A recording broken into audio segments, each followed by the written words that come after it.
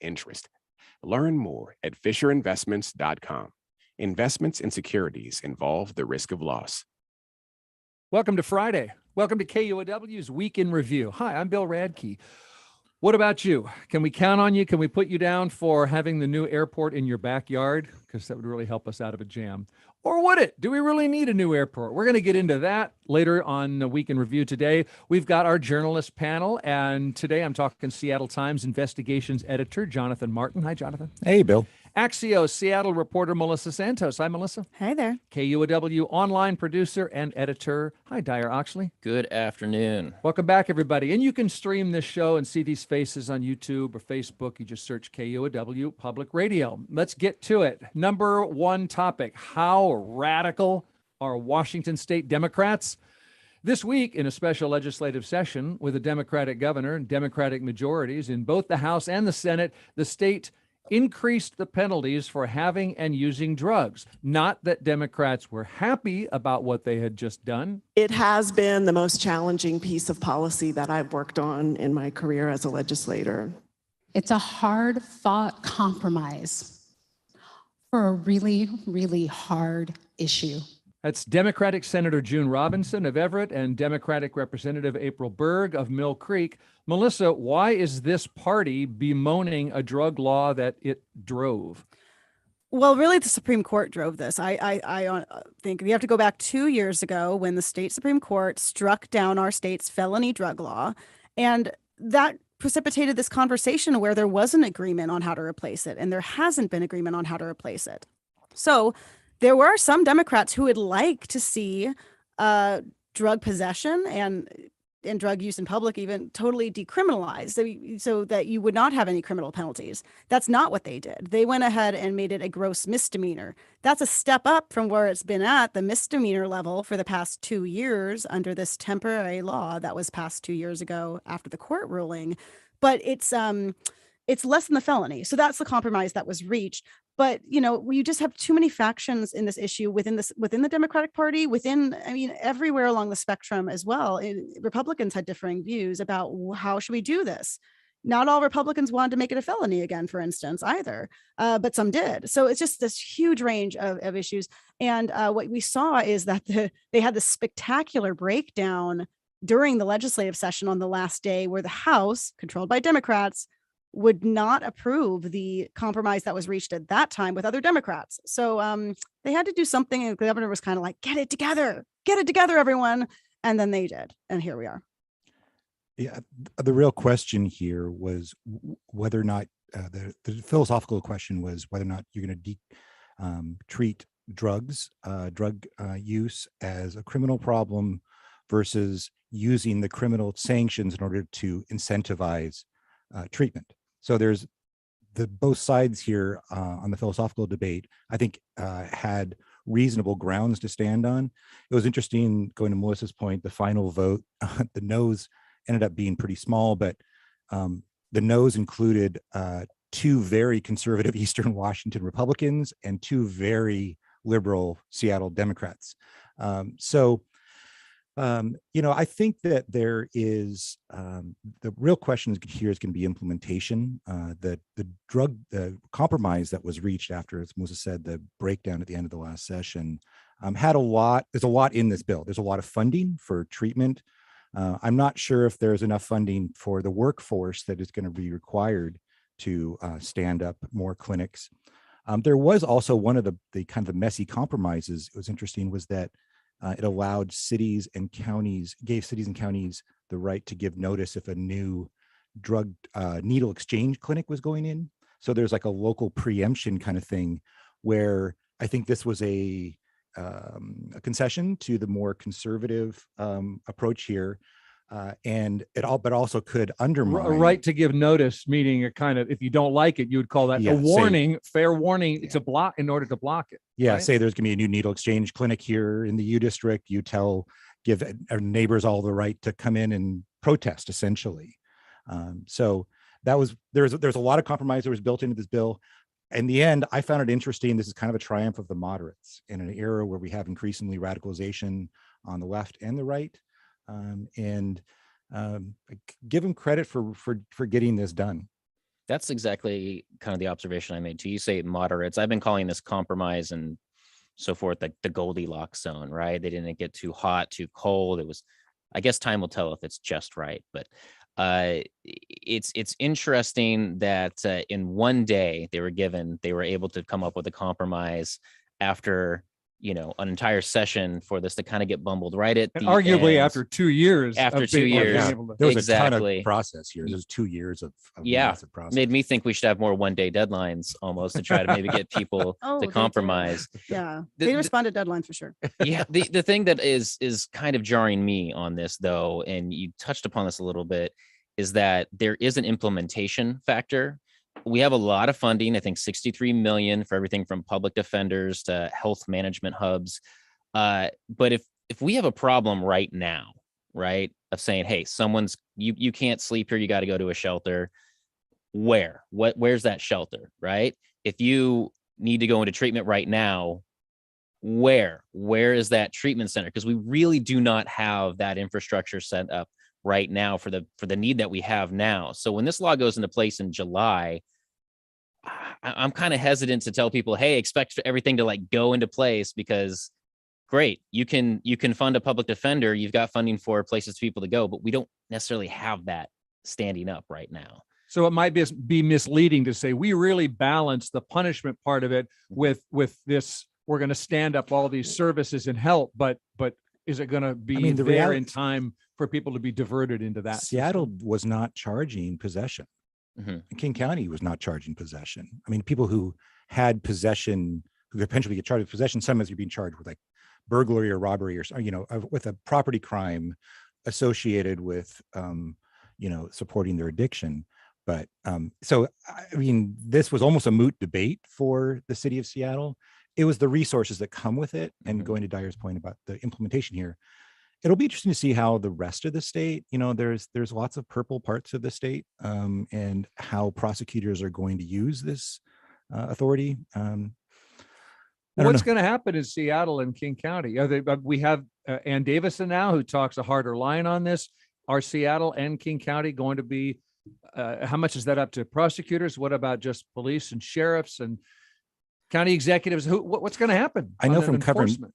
the marijuana beat for a while that Dan Satterberg said he just never took marijuana cases because juries won't convict. So it's not just a matter of a will of a prosecutor. It's like they know what a jury will do, and a Seattle jury is not going to convict anybody for possession. You also got to consider, I would expect Seattle, King County to be able to stand itself up on this a lot quicker than say a Soton County, which is the furthest I can think of us from right now. You go to some like rural area, are they going to be able to go, okay, we're going to have a treatment facility ready to go? It's more likely they're going to probably contract with somebody away from them and send folks to that, if they can even do that.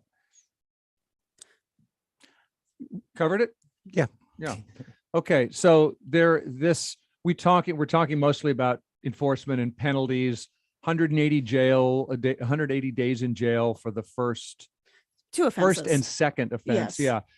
$1,000 fine maximum, but then the jail time goes up with more offenses. And as I say, focusing mostly on punishment, but there are millions of dollars that are now available statewide in funding for expanding treatment facilities, other resources. Lets local governments allow things like needle, make their own rules when it comes to needle exchanges and things. So there's some balance here between legal accountability and treatment, but we're questioning how that's going to work in effect if this stuff isn't ready to go, especially in a rural area. Is that it? Yeah, and I do think that there may be some attempt to enforce it in Seattle now, more with Ann Davison as city attorney. She already filed some legislation to try and match the state law to the city law, or match the city statute to the state law, which would have allow the city attorney's office to charge gross misdemeanors for possession. I don't know if the city council will go ahead and say, yeah, let's keep doing that. There might be some conflict there. One forward-looking thing too, there had been some debate about decriminalization. Oregon went that way, and there was discussion about a ballot initiative.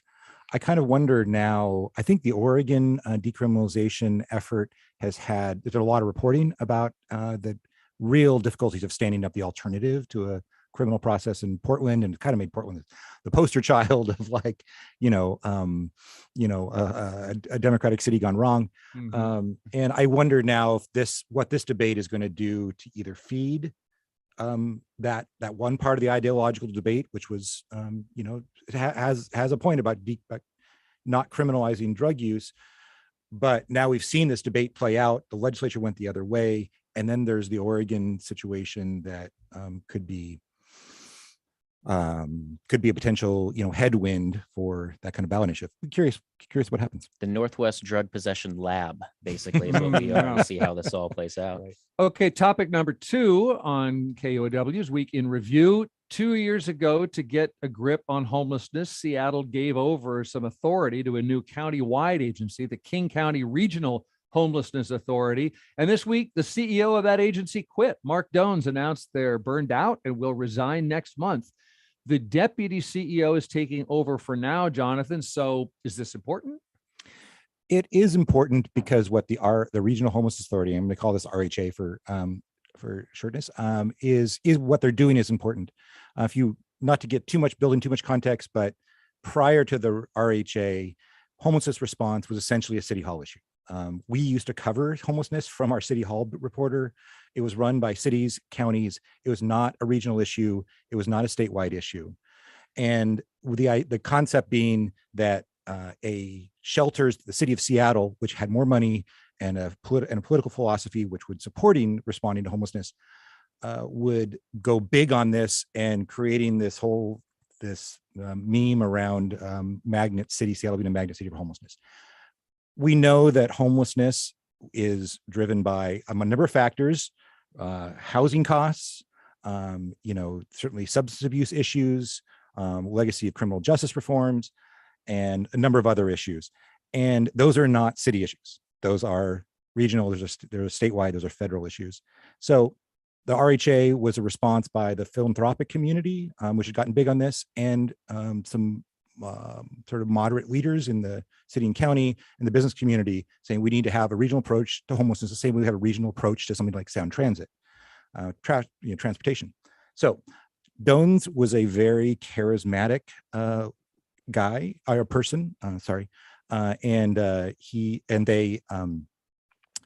they were a high level policy thinker. And I think that the issue that led to them resigning were in large part administrative. My colleague Greg Kim did a very interesting story about a month ago about how for the second year in a row, the RHA was not cutting contracts on time, leaving large, well-established nonprofits to basically run on their credit cards, max out their credit cards. So that's the kind of the big picture. There's a lot else to say, but I feel like I'm talking too much.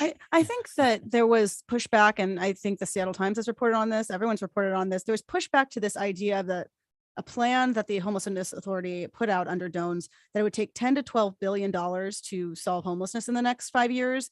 Even some of the city council members were saying that just kind of like stopped everyone in the water from discussion about like some of the more actionable things to do now. There was an audible gasp. Yeah, it was big. Number. And so I don't know how much of a role that is. They now, as of this week, have put out sort of a scaled back version of that proposal, right? As he's saying he's going to step down. So it seems like there's a change of direction there, and that might have been a factor. They also got dinged by the feds for not awarding housing slots. Correct me if I have this wrong, Jonathan, based on federal rules exactly. I think they got dinged maybe at least once, maybe twice on that. So there was that's the administrative stuff they're talking about a bit here.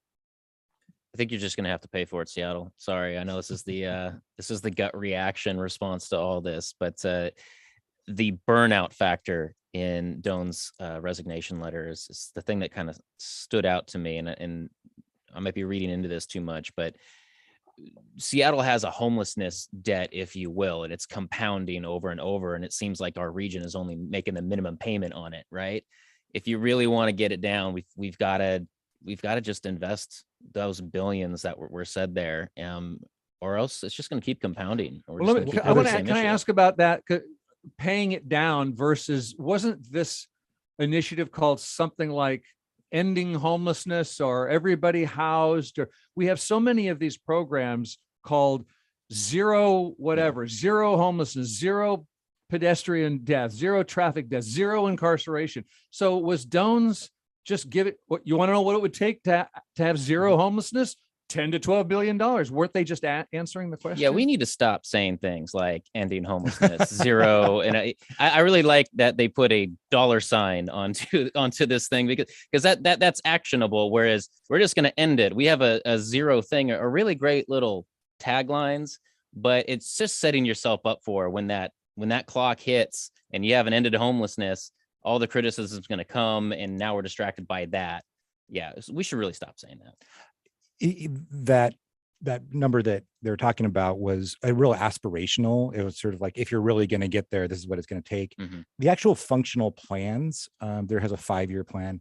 It's not been changed all that much. The RHA and Dones had not been big on tiny house villages, which had been a strategy the city had done.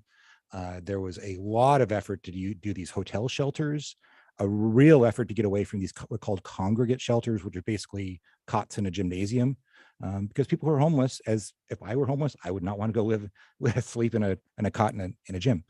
And there was also an effort to really have what called functional 0 homelessness in downtown Seattle. And functional 0 means it's a system that's so responsive that if a person becomes homeless, then they're immediately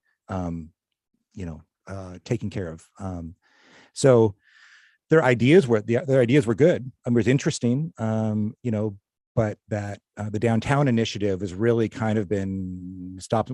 Seattle Times Project Homeless Team again has been written about that quite a bit, and it's not worked. So I think that there's a concern. I have a concern as formerly the Project Homeless editor. I really kind of learned a lot about this issue. That there's a burnout factor here. We had the 10-year plan in homelessness under the Bush administration. That led to and then we've got the next one. We got the state of emergencies declared, and that's not. And it's like this. We see the more. I think the concern is throwing more money and more money and more money, and all these aspirational hopes, and it's the same problem all Groundhog Day all over again. And that's why the RHA. I said at the beginning, what they're doing is important because this is a different approach to how the regional entities are approaching a very structural, very broad, very complicated problem.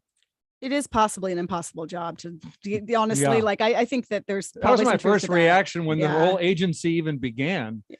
And Sorry, some of go no, it's fine. Some of the people have said also, this is still a baby agency, right? I mean, it's still, you're going to have a lot of growing pains at any agency. I've not been studying it as closely as Jonathan, for instance, but it is going to be a very hard job for anyone to come in and hit every note that people want them to in this job with a new agency. One thing Dyer talked about too, about Seattle just got to pay up. I mean, the irony is that Seattle and King County pretty much are paying for this. I think there's 29 or 39 cities in King County, something like that. And 5 cities have signed on, and plus Seattle. And the 5 cities, the North King County cities, signed on with a dollar amount that was very, very low. So all of the East Side, there's money in the East Side. They have homeless people.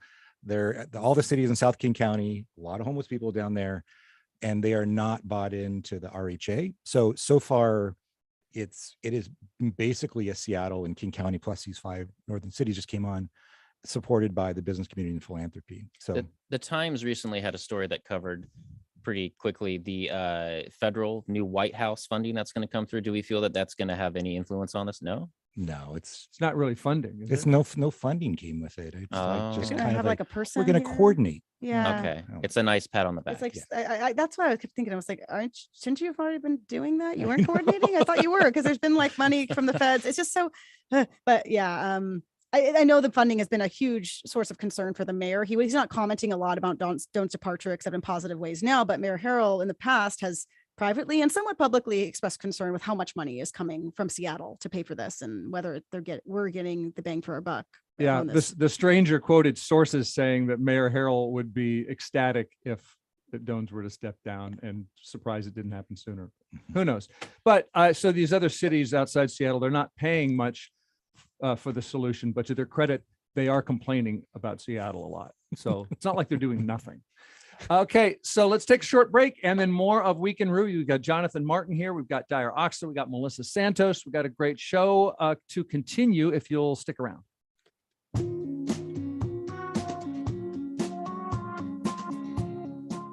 Of course you'll stick around. Why wouldn't you?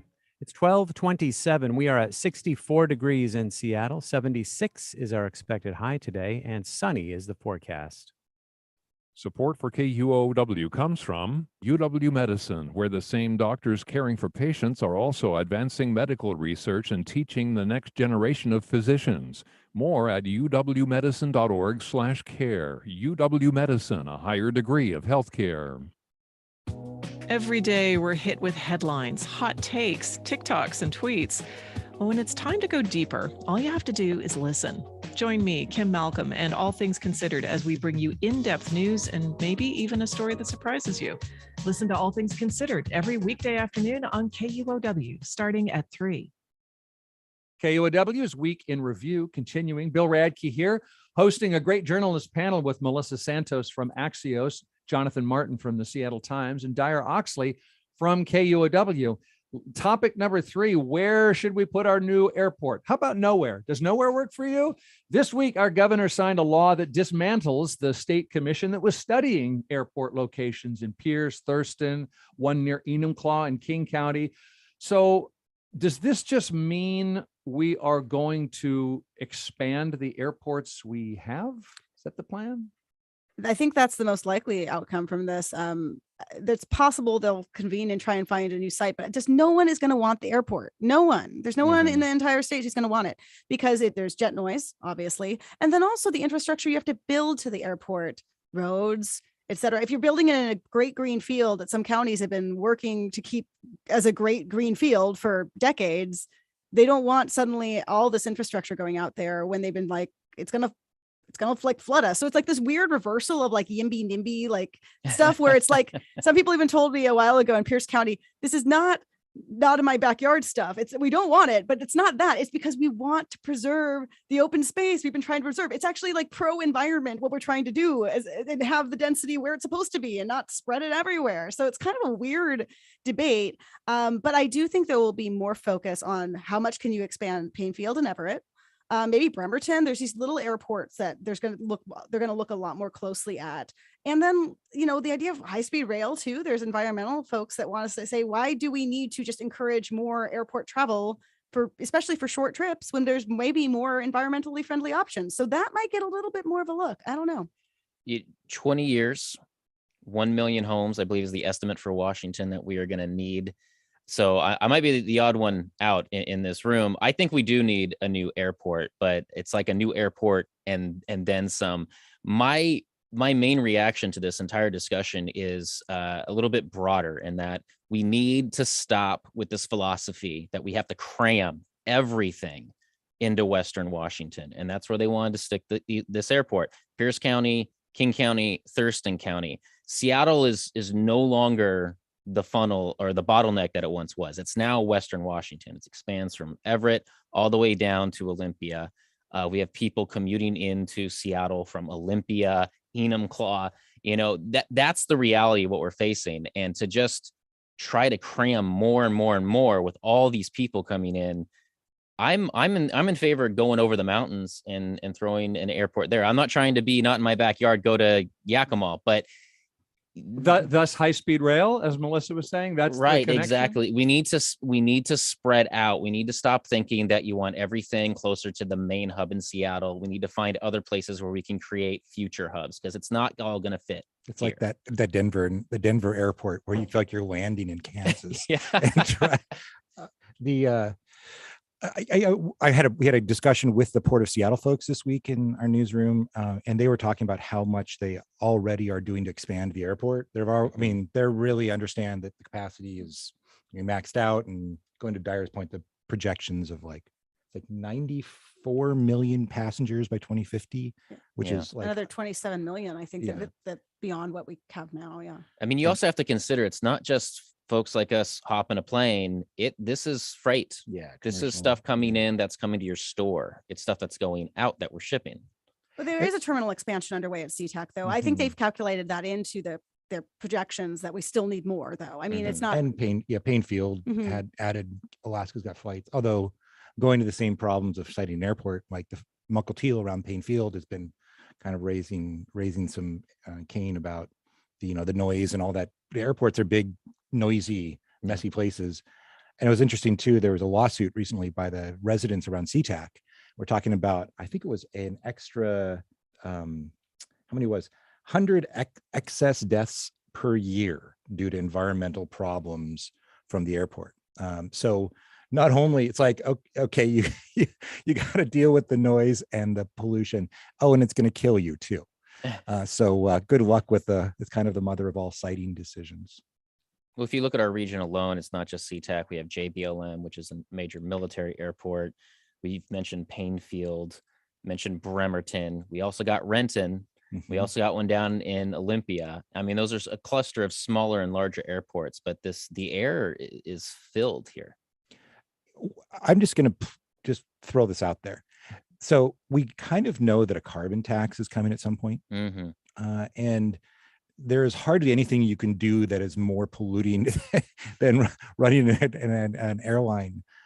And I kind of wonder if we have some era of, cheap travel, and if we actually price in the carbon cost of flights, if it's going to be flying is going to be a little less, affordable, a little less realistic. It's interesting you bring that up. The Tom Bonce, the legendary Tom Bonce, sorry, Bill, who recently retired from KUOW, had a story. One of his last stories was about the emergence of electric airplanes, mostly for passenger service, utilizing the region's smaller airports. I mean, this is spanning everything from California to Washington to, one, develop a new market of air travel, but also to free up pressure on the area's airports that we already have. The anticipation for that is electric aircraft or hydrogen fuel cells, things like that are going to carry folks in different directions than just depending on SeaTac, for example, to fly out to different larger airports. A carbon tax might actually feed right into the aims of that emerging industry in our region. So you're saying maybe if air travel, if we're living in this bubble of affordable air travel, then maybe we're not going to need so much air until there's electric, planes that can fly everybody everywhere. But if we're depending on fuel, maybe there are going to be fewer flights because people won't be able to afford to fly with this. What it reminds me of is back in the day, I'm going to be the old timer, but we had something called the Washington Public Power Supply System. Oh yeah. And their projections were based on, we are going to need so much more electricity. We're going to need to build massive nuclear power plants around the state. And it ended up, luckily it didn't implode, but financially it imploded. You'll still see, if you're driving out to Aberdeen from Olympia, you'll see one of the stacks that was actually built and is now, it will never became a plant. It kind of reminds me of we project these things and we think that we're going to need this because all the trend lines tell us we are going to need X amount more, gigawatts of electricity. Well, I don't know. I mean, maybe we won't need quite that much, flight capacity, maybe. I don't know. Can we just make ourselves a little less desirable? How can we make people want to come here less? Smoky summers could help. We have those. Those are probably happening. Yeah. Okay. Do we cover that? Airport. So based to recap, it's not going to happen. And there was a state commission studying rural locations, greenfields, they call them, right? Just dropping an airport where it's not in a built up area in Pierce and Thurston, and also one near Enumclaw in King County. And those discussions are just off. So for now, we're looking at expansion or air travel getting so expensive that nobody flies. Price everybody out. Price everybody out. Okay. Next topic. Which way we've been talking about decisions, okay, so far today. So where do you, dear listener, come in? Your vote. And we've got in Seattle and King County, this is the final week for candidates to file to run for office to try to get your vote. So Jonathan, who are some of the candidates we should pay attention to and why? Well, I'm going to kind of punt on that question because today is filing day. We're going to wrap up early. That was my plan too. Yeah. what it is there's an extraordinary number of candidates, in part because we have so many open seats. Can we, Bernard? Can we just play some music and have Jonathan list 48 candidates? I don't know. That's a bad idea. So what should we know about we've candidate got filing week? We have 6 wide open races, and which is extraordinary. And that number of wide open races, because we had a bunch of incumbents just back out, just say, I'm not doing this anymore. Which leads to my next question is, who wants to become a Seattle City Council member? It's like, feels like to me, it's a really tough job. You've got people yelling at you all the time. You've got intractable problems like we've already just covered, drug use, a downtown that has got some problems. You've got homelessness, and now they've got a budget deficit that they're dealing with because, all that real estate building, the city's budget is built on building, and they're not getting that money in anymore. So, the two that are running are the two incumbents that are running, Dan Strauss and Andrew Lewis, both also are going to have very vigorous challenges. Andrew Lewis's district in the Ballard area got redistricted to make it look like slightly more conservative. So air quotes, Seattle conservative. But he's already got, already got a lot of pressure. Dan Strauss does too in Belltown area.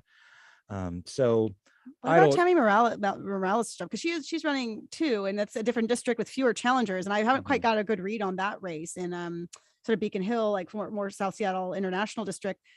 So far, unless we get huge surprises this afternoon, she only has a couple of challengers, maybe 2 or 3, compared to some of the open seats have just like 15 people who filed, right? Or it seemed like they're going to file. And I don't know. I mean, I'm not sure how that will shake out. I think we will know more after the primary. And I know that's an easy answer, a convenient answer, but you don't know if all these people lining up, what the voters are going to say, right? Yeah. You don't know if they're going to pick the business friendly candidate in some of these cases, right? Or like pick 2 people who are like just very, very far left. Like, is it going to be a socialist versus a far left Democrat? We don't know. Yeah. So there's nothing about who's filed. This is the end of filing. This is the deadline. We don't know enough yet to say, wow, look who's filed. Apparently there's going to be a real change, or it's a very status quo. It's too early to say. Dyer. Well, I don't have an answer to necessarily that, or the question of why someone would want to run. I do have an assumption to offer, though. I love assumptions. Forgive me for being like we call that a instinct voice. Yeah. But I did look over the list of folks who are signed up so far as of this recording. I think we're 4 hours shy of the deadline ish or so. And I am picking out what I assume might be a Seattle trend, and I have a feeling that we have gone so far in a direction with Seattle candidates that I feel a lot more business-oriented candidates are emerging. We've always had that in the past, but in a very Seattle way. I noticed there's 2 cannabis industry, right. Business owners. We have a bar owner, someone from the Fremont Chamber of Commerce, owner of Pierogi. Oh yeah. So I feel like we have a lot of different angles coming in from kind of the business areas of Seattle, probably wanting more of a voice. You do feel like that's a common complaint you've heard over the last decade or so. Voices coming to City Hall saying that you're not listening to the business voices, where the small businesses and so forth. You feel like you've heard a lot of the other end of that spectrum. And I do have to wonder, is there more of a push to get that voice back onto the council? It's not like it's been entirely absent. It worked for Sarah Nelson. Yeah, Sarah Nelson came in. I think a lot of folks would argue that when Bruce Harrell came in, they felt that he was the more business-friendly candidate. As we said before, it's Seattle, so it's kind of like, what shade of blue are we going with here? Yeah. But I would estimate that the primary is going to tell us whether or not we're going to get more of these types of candidates emerging than what we've seen in the last maybe couple cycles. Okay, well then why don't we pause? I like that hunch. That's a hunch. That's a good one. Okay, let's pause on a hunch and save a little bit of time for our next topics, because we'll find out a lot more as we see how these candidates actually do. Let's take a short break. Let's either ban some books or liberate some books and talk about artificial intelligence down the pike when we return on Week in Review.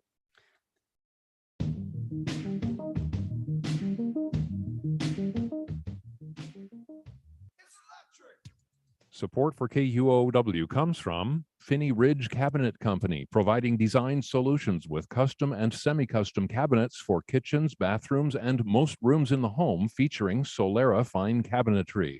Info at prcabinets.com. I'm Julian Marshall, host of BBC News Hour. Coming up today, President Assad addresses the Arab League for the first time since his country was readmitted, to the horror of his critics. And G7 leaders decide on sanctions against Russia that will deny it of the technology it needs to wage war. Those stories and a whole lot more today on BBC NewsHour, right after a week in review this afternoon at 1 o'clock on 94.9 KUOW. Support for KUOW comes from the University of Washington, remembering the boys in the boat, their 1936 Olympic victory in Berlin, and the UW's legacy in the sport of rowing. Learn about the Husky 8 and how to support UW rowing at uw.edu/boundless. This is KUOW. I don't blame you for being tuned into Week in Review. I mean, you got me, Bill Radke, but mostly you got KUOW's Dyer Oxley, you got Axios Melissa Santos, and Seattle Times investigations editor Jonathan Martin. Let's talk book banning, okay? It's on the rise. Parents and politicians pushing to censor what students can see in public schools and public libraries. According to the American Library Association's Office of Intellectual Freedom, 2,571 unique titles were banned or challenged last year. That's up nearly 40% over the year before. 40% of those titles had protagonists or prominent secondary characters of color. 21% had titles with issues of race or racism. Another 41% have content related to LGBTQIA plus identity and themes, Jonathan. Seattle is trying to counteract this with a project called Books Unbanned. What's that?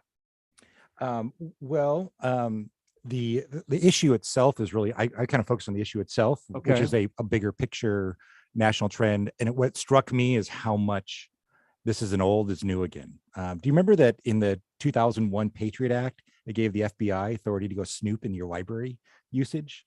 We've had the same books that have been debated about, the Handmaid's Tale, Lady Chatterley's Lover. Like these books that just have been like, we had this issue has come back around and around and around.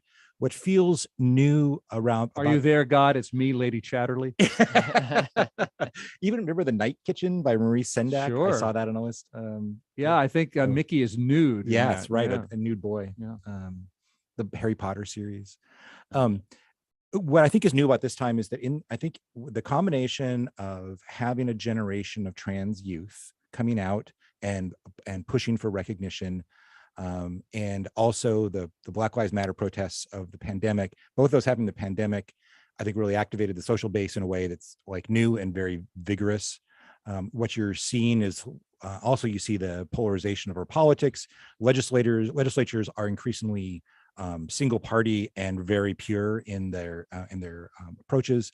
You have the state of Texas, one of the largest and most growing states in the country, has a bunch of bills right now that seem to have some juice that would be criminalizing allowing criminal sanctions against librarians for not policing lists of banned books. The extent of this round is just extraordinary to me, and I'm not impartial on this issue. I'm a proud father of 2 trans kids, and watching the vigor at which particularly the trans community is targeted in these debates is just extremely painful. I think there's a larger issue at play as well as beyond that, because like you said, this is an age-old issue. Every year we have a new list of books that have been challenged and trying to be banned across the United States. I feel like it comes just from all corners of our political spectrum. Every year the Bible gets challenged quite often, for example. Yeah, the issue here is there's that concerns me, and maybe this is just because I come from the world of journalism, is that there is a trend of challenging critical thinking with all of this. Whether you agree, disagree, dislike, whatever the contents of these books are, what you are short-circuiting is critical thinking, and that is a larger danger, I think, for our society. Book bans, prohibitions don't work. We know this. It didn't work with alcohol. It clearly has not worked with drugs. It doesn't work with information. As Seattle is proving, look, you can try to ban it in this state, but the internet exists. VPNs exist. You can always go online to Seattle to get to these books. Someone is going to find That's the them. Books Unbanned project, allowing Exactly. people access through digitally through Seattle's library. Exactly. Or is it the whole state? I'm not sure. Maybe just Seattle. Well, and unless they've banned it somewhere else, because I believe this one has been challenged quite a bit too. Fahrenheit 51 is all about this as well. So the issue here of trying to ban information or ban the critical thought around these issues is something that I would worry about more in our society. Is I would rather hear somebody say, I disagree with this because I read the book and I know why, and then we can have a conversation. But look, an axe not put up the friction is dull, and your brain is the same way, right? If we just take away the friction from our lives, we're just going to get really dull as people. That was very profound. It That was was. a very profound metaphor. I do not have anything that profound of a metaphor to say. You're from Axios. Do you not have an axe-related metaphor yourself? I do not have Okay. one, but I will say that it just really does fit into this theme. So again, the Books Banned is Seattle Public Library saying, hey, anyone 13 to 26 years old from anywhere in the US can sign up for a library card and for free and check out books from our library that are available digitally. It's banned in your library, come to us, kind of thing, right? So that's something that Washington State, again, I've covered politics for a long time, been probably too deep in our legislature this year, honestly. But that's something that our state is doing a lot. It's like some of these battles are not on our front lines in a way, because again, like we discussed, we're controlled entirely by Democrats, governor's office, both chambers of our legislature. So they're saying, how can we help people from those states in a lot of ways? They did that with an abortion shield law, which, not going to get too deep into it, but aims to protect people who come here for abortions from state laws that try and criminalize or restrict that. And all providers here who might provide that service to someone from another state, we did that. Gender affirming care, those laws also try to protect doctors who are providing that to people who might come from states where it's banned, and those individuals as well. So this is kind of what we're doing, saying, how can we get in on this debate and do something about it, even though here, maybe those things are not at the forefront of our political debate in the same way. That's not to say there aren't people who are trans or who have difficulty accessing abortion in some ways in our state. There are, but it's not necessarily the legislature trying to make that problem worse or trying to make things even more inaccessible in our state. So they're trying to help others access it. So that's just kind of a theme I think about when I see the Books Unbanned. It's another way of trying to do that. It's like a sanctuary library. Yes. And I think that's what that's exactly. I love Dyer's point about the lack of intellectual curiosity. It's like you kind of rob us of the intellectually provocative writing, and you kind of rob us of our creative ambition, it's a really worrisome trend. The only thing that gives me comfort is that we've had trends like this before. Movements flame in, flame, and then fade. And I hope that our librarians will be safe and our libraries will be full. Can't stop the presses. Right. Speaking of the unstoppable digital spread of information, let's get to our final topic here. Artificial intelligence is here, and the Seattle area is opening the door, is welcoming it in. Not only do we have a lot of AI startups here, but Microsoft is investing billions and billions in this Silicon Valley company, OpenAI, whose CEO testified this week to Congress and said, basically, thank you for having me. My industry is dangerous. I do think some regulation would be quite wise on this topic. What is so dangerous about AI? In short, well, if you want a good roundup of all this, shameless self-plug, Today So Far newsletter was all about this, rounding up our reporting and then some. But imagine a world where you go online and you are getting news from somebody and you are making actionable decisions on that news, but only to find out later that the person you were watching is not real. That was entirely computer generated. The voice you were listening to was not real. That's entirely computer generated. Both those technologies in AI exist right now and are being used. And so that is just one ethical quandary that we're dealing with right now. But beyond that, there are concerns across many industries, maybe some more or less founded, but is this going to replace jobs, or will this become a part of the workflow of many jobs. One angle you can look at this, is this going to be like the movie Her, where artificial intelligence is part of our daily lives as an assistance and a helper? Or is this going to be the Terminator, where essentially this AI is going to take over jobs and humanity altogether? Two very different perspectives. I guess Blade Runner's in the middle of all that, but there's most of the concern, I think, that is happening right now is because we just don't know. And I think that makes people a little fearful. To have a CEO, like we just heard, say we need to be regulated, I might play into a little bit of that concern. Yeah, I'm going to just play a little bit more of Sam Altman. OpenAI was founded on the belief that artificial intelligence has the potential to improve nearly every aspect of our lives, but also that it creates serious risks we have to work together to manage.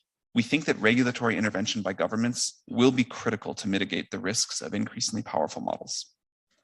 For example, the US government might consider a combination of licensing and testing requirements for development and release of AI models above a threshold of capabilities. I think if this technology goes wrong, it can go quite wrong. My life's work is a menace. Please stop me.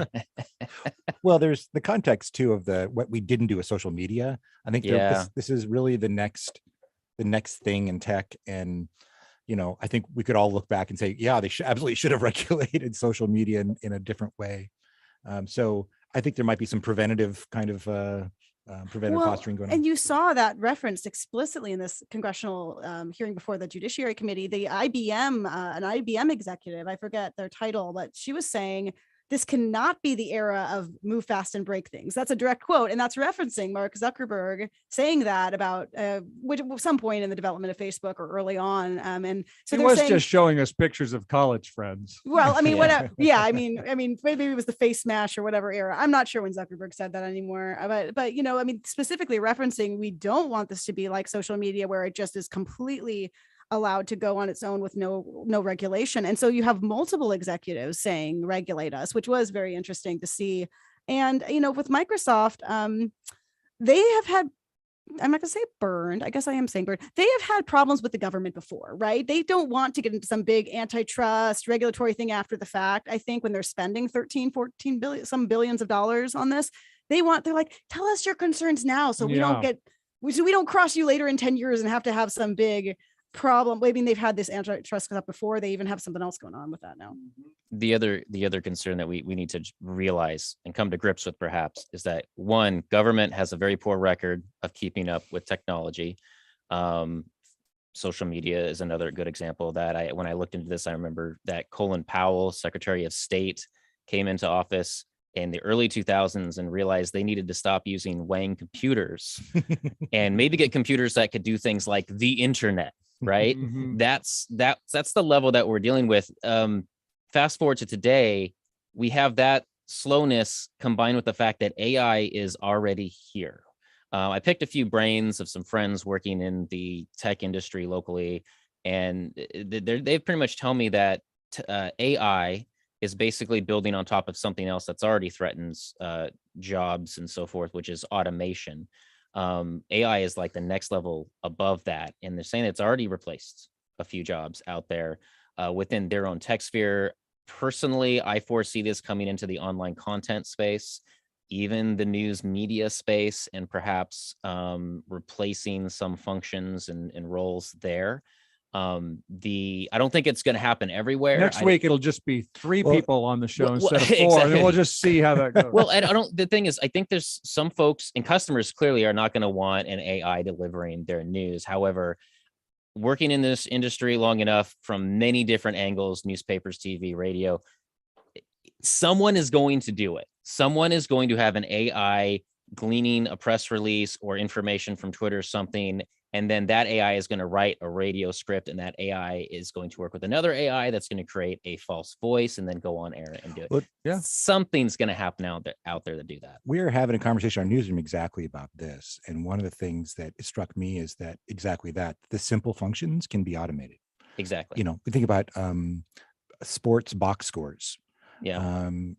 Simple write up a press release kind of thing. And you spit it through and it's interesting. It's oftentimes it's wrong. Yeah, that's Oh, a yeah. problem still, but maybe it won't be later. I don't know. I mean, we're in the infancy right now. I already tried to get Chat GPT to write my own newsletter, and it But did not go let me well. finish before my colleagues come for you with pitchforks. One of the things it will never be able to do is it'll not be able to develop sources. It won't be able to think critically about the like a public record strategy or an investigative technique or whatever.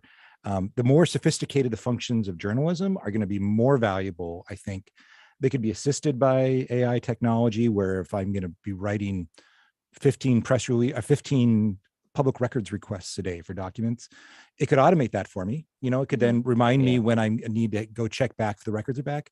But we're treating ChatGPT like a source. If you get information from it, you go get the original source. Like if the same way, if somebody cites a report from some agency, you go get the report and make sure it's being said what is actually said. One of the things we're also thinking about is a business side, like how do we need to have some kind of crawler on our website to tell people none of this content was generated by AI?